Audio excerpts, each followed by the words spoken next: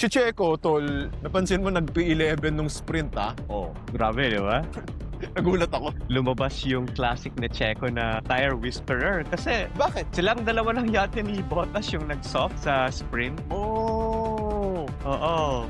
23 laps yun, ah. 23 laps, napatagal ni Checo yung soft niya. Kinakabahan nga ako eh. So sabi ko, Checo, tangina, ba't ka nag-soft? Buti hindi siya yung nag-fall off the cliff yung tires niya. Hindi. Oo. So sabi ko, Checo's back. Checo's back. Talagang napatagal niya yung soft tires niya. And hindi lang napatagal, lumalaban siya. Ang dami nilang racing na ginawa ni Lawson eh. Especially dun sa closing laps ng sprint. Na-penalty pa nga si Checo kasi daw pinush niya off track si Lawson sa grass part. Hindi naman eh. Masyadong Hindi naman daw, sabi ni Dax eh. masyadong Kung si Dax ang FIA nun, 10-second penalty kay Lawson. Lawson. Hindi naman fan si parang Dax ni Checo, ah. Hindi naman halata sa suot ni parang Dax, ah. Nung race, pinana lang tumabingi yung gulong niya. Oo nga.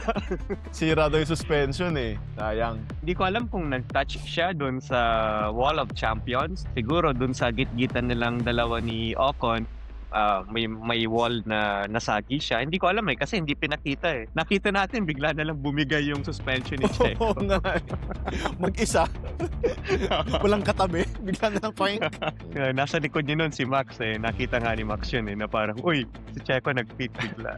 Pero it shows na Checo is back in racing form. The way Yes. he extended yung soft tires nung sprint. 23 laps. Hindi biro yun. Tapos Oo. 3 positions na lang. Points na sana si Checo. Oo, and then during the race, diba, umabot pa siya ng P12. Sayang. Kasi kung i-compare mo siya sa performance ni Valtteri Bottas, si Bottas parang cruise and collect na lang talaga. Nagbablog na lang ata yun habang nagkakarera eh. Sabi ko, Bottas, ano ba? Parang hindi namin matansya kung ano yung status ng Cadillac ngayon kasi ikaw, lagi kang nasa last position eh. Kasi si Checo, sinasabi niya, nag-i-improve na yung kotse, yung pace, gumaganda na raw. Eh, si Bottas, parang I don't know. Pero nandiyan pa rin siya. Pero yun. Next year, wala na yun.